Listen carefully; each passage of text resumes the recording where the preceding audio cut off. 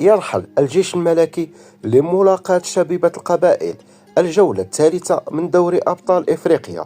هذه القمة تقام يوم السبت على الساعة 5 مساء بالتوقيت المغربي الجزائري التونسي، الساعة 7 مساء بالتوقيت مصر والسعودية.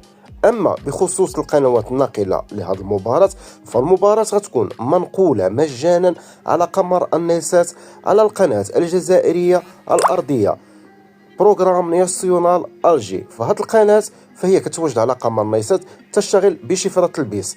تردد القناة فهو 11680.